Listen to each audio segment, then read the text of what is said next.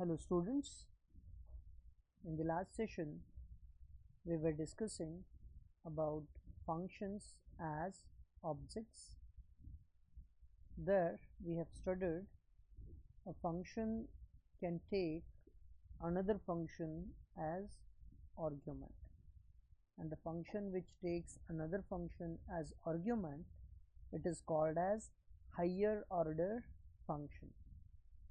We have also studied using functions as argument can be convenient in conjunction with list, and we have seen an example program based on it. In today's session we will discuss map function. Map function, it is a built-in function. Again, map function, it is a higher order function. So let's start. Python has built-in higher order function map, and that is similar to but more general than the apply to each function. Apply to each function, which we have studied in the last example, this apply to each function was a higher order function which was declared, that is user defined function, and apply to each function simply applies a particular function to every element of the sequence which is passed as an argument to apply to each function. If we wanted to calculate a factorial of a number, what apply to each function does, it sends element one at a time from a sequence to the factorial function, and factorial function calculates the factorial and returns the result. Same way, Python has a built-in function.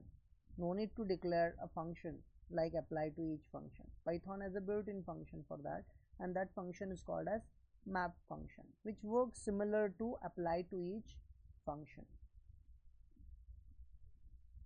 In its simplest form, the first argument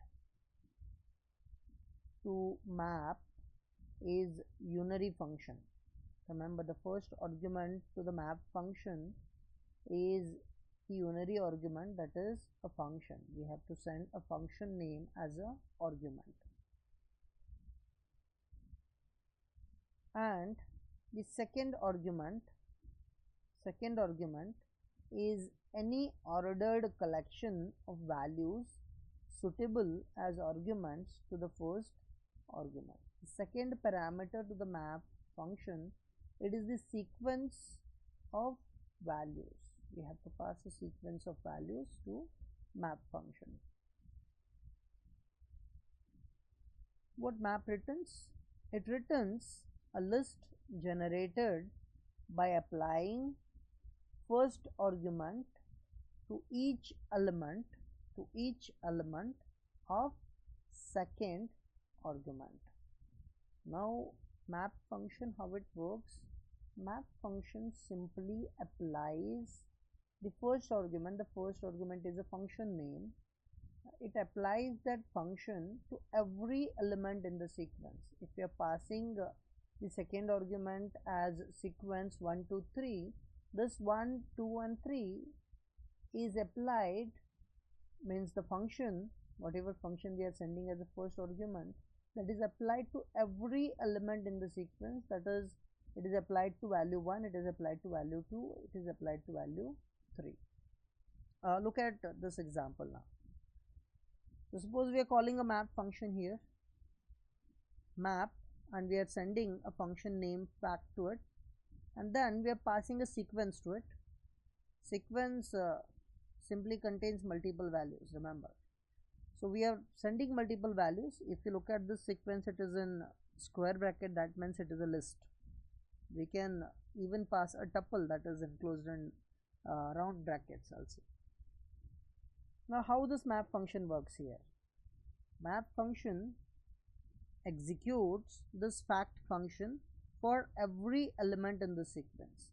That is, fact is executed for value 1, means it sends the value 1 to fact function. Then again the fact is executed for value 2 and fact is executed for value 3, and so on for every value which is defined in the sequence.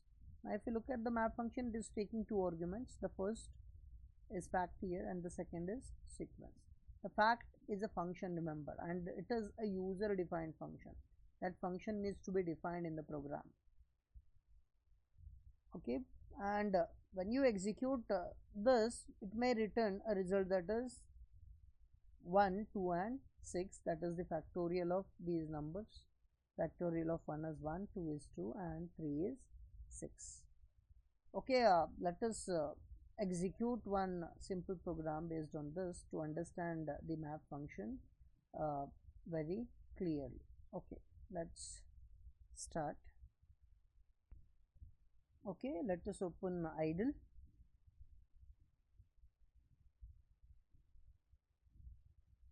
Okay, we'll create a new file. Okay, directly let us type the function map. Say I want to calculate absolute of some numbers, so I may say abs function absolute, comma, I will send a sequence. Say I'm sending some values, the tuple. I'll send say 2 comma minus 3 comma 3.0. okay, so I'm sending a sequence that is a tuple here, and I want to apply absolute function to every element of this tuple. So let me save this. I'll say map demo. The file is saved. Let us execute this and check out the output. Okay, we are missing one more thing in the program, that is map function returns new set of values by applying the abs, that is absolute. So that new set of values we have to store in some variable. Say I'll say t is equals to map. So whatever value is written by map function by applying abs, that will be stored in t. And then let us print t.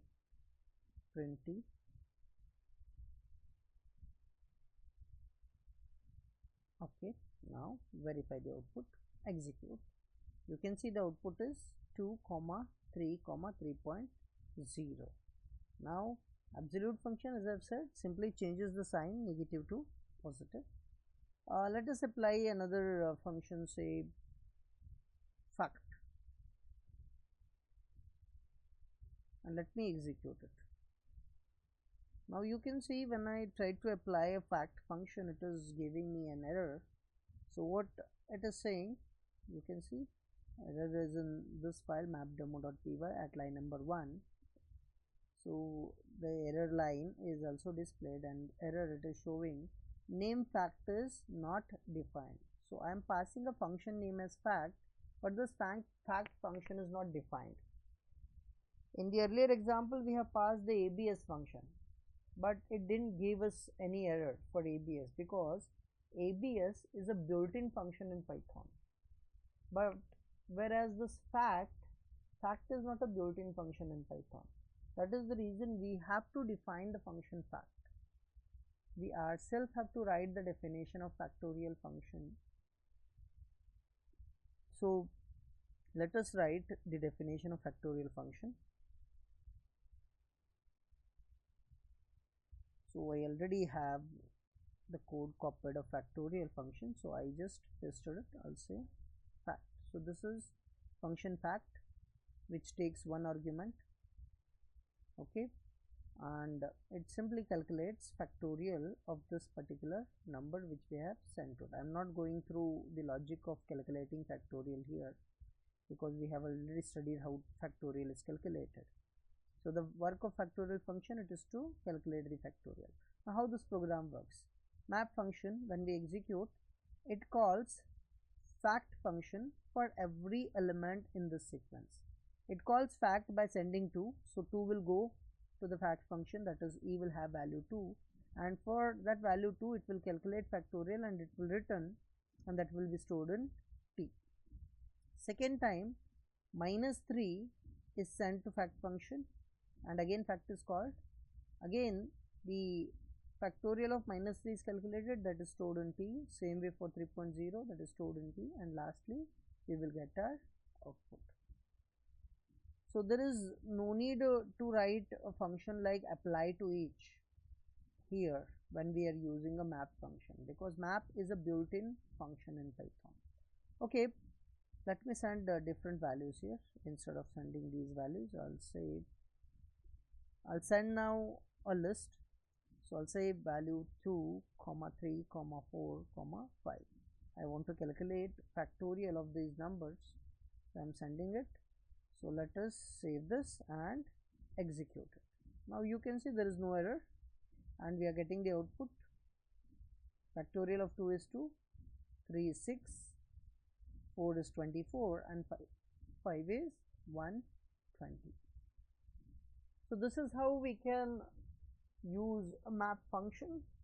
And map function, remember, it is a higher order function in Python, and that takes two arguments. The first argument is function name and second argument is the sequence of values. Okay, with this we will stop here today. Thank you.